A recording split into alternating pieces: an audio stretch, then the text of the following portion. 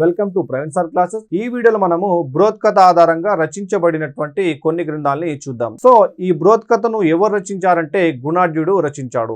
ఈ గుణాఢ్యుడిని తెలంగాణ తొలి లిఖిత కవిగా పేర్కొంటారు. అయితే ఈ గుణాఢ్యుడు ఈ బృహత్కథను ఏ భాషలో రచించాడంటే పైశాచిక భాషలో రచించాడు. సో ఇక్కడ ఈ బృహత్కథను ఆధారంగా చేసుకుని తర్వాత కాలంలో అనేక గ్రంథాలు రచించబడ్డాయి. సో వాటిలో మనం ఇప్పుడు కొన్ని ఇంపార్టెంట్ గ్రంథాలని చూద్దాం. సో ఫస్ట్ వన్ వచ్చేసి కథా సరిత్ సాగరం, దీనిని సోమదేవుడు రచించాడు.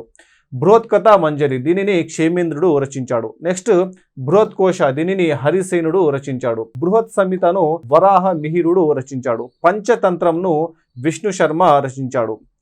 బుద్ధ కథ శ్లోక సంగ్రహం, దీనిని బుద్ధస్వామి రచించాడు. నెక్స్ట్ తిలక మంజరి, దీనిని ధనపాలుడు రచించాడు. సో ఇవి మనకి ఈ బృహత్కథను ఆధారంగా చేసుకొని రచించబడినటువంటి గ్రంథాలు. సో ఈ వీడియో మీకు నచ్చితే లైక్ చేయండి అండ్ మీ ఫ్రెండ్స్కి షేర్ చేయండి. Thank you.